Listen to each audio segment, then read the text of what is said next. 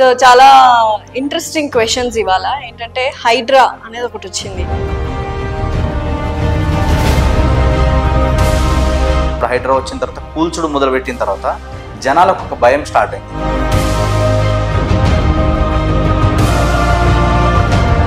So ఇప్పుడు high rise బిల్డింగ్లు apartments కట్టడం వల్ల ఏమవుతుంది, వేల మంది ఒకటే దగ్గర జామ్ అయిపోతున్నారు, ట్రాఫిక్ జామ్ అవుతుంది చాలా వరకు.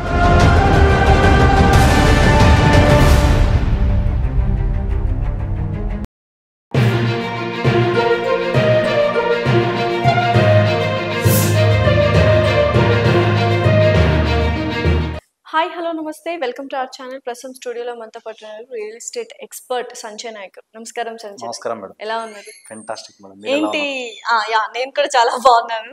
సో చాలా ఇంట్రెస్టింగ్ క్వశ్చన్స్ ఇవాళ ఏంటంటే హైడ్రా అనేది ఒకటి వచ్చింది.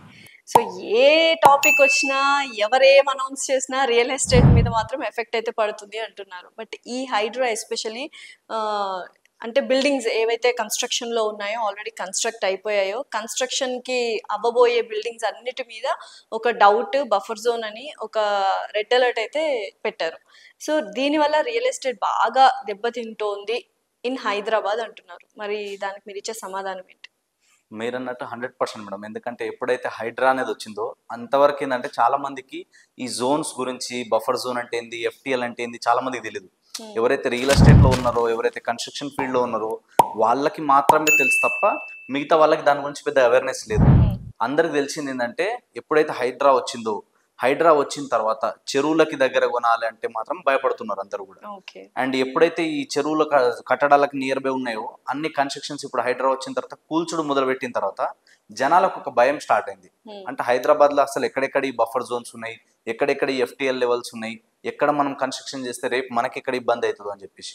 సో వచ్చిన తర్వాత ఇప్పుడు ఏమైందంటే చాలా మందికి కన్స్ట్రక్షన్స్ చేస్తున్నప్పుడు ఆల్రెడీ ఉంటున్న వాళ్ళ ఇల్లు కూడా వితౌట్ నోటీసే కూల్చేయడం వల్ల చాలా మందికి ఒక భయం స్టార్ట్ అయింది.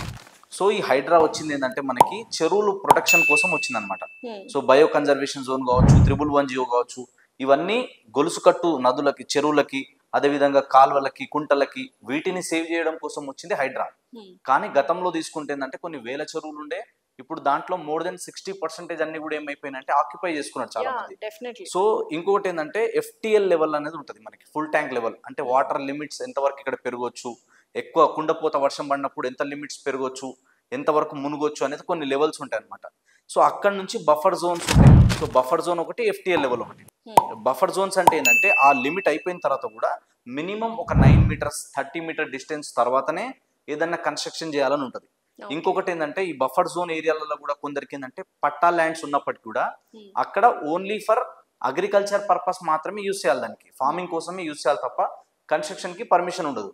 సో గతంలో తీసుకున్న వాళ్ళది ఏంటంటే ఇప్పుడు చాలా మందిది ఏమైతుందంటే ఈ ఎఫ్టిఎల్ లెవెల్స్ ఉన్నాయి, వర్షాలకి రోడ్లు ఇబ్బంది అవుతున్నాయి, సిటీలో ట్రాఫిక్ పెరిగిపోతుంది.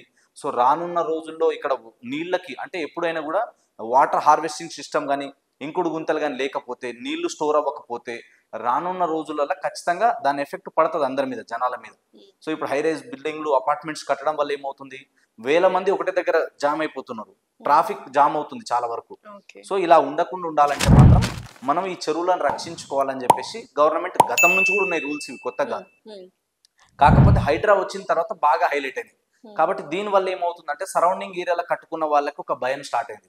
సో ఆ ఏరియాలో ఉన్న వాళ్ళందరూ కూల్చేస్తున్నారు కాబట్టి ఇప్పుడు హైదరాబాద్ లో కొత్తగా జనాలకి ఏమైందంటే ఈ హైడ్రా అనేది అందరూ పెద్ద చిన్న తేడా లేకుండా కోట్లలో ఉన్న విల్లాలు కూడా ఇలా మొత్తం కూల్చేస్తున్నారు. కాబట్టి హైడ్రాలో ఉన్న ఏరియాలలో కాకుండా కొంచెం దూరం వెళ్ళే ఇన్వెస్ట్మెంట్ చేయాలి.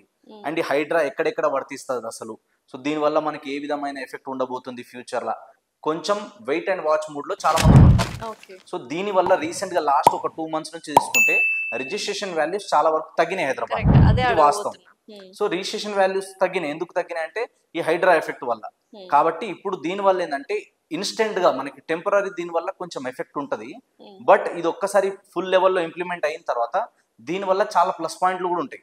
ఎందుకంటే ఇప్పుడు ఇంకా కొత్తగా బ్రోచర్లు కూడా అందరు ఏమని పెడుతున్నారంటే మాది ఎఫ్టిఎల్ లెవెల్లో లేదు, మాది హైడ్రాకి ఎఫెక్ట్ కాదు అని చెప్పి కూడా ప్రమోట్ చేసుకుంటున్నారు. అంటే చెరువులకి, కాల్వలకి, కుంటలకి దగ్గరున్న వాటికి మాత్రమే ఎఫెక్ట్. అది ఇలా కాకపోయినా రేపైనా, ఇలా హైడ్రా వచ్చింది రేపు ఇంకోటి వస్తుంది.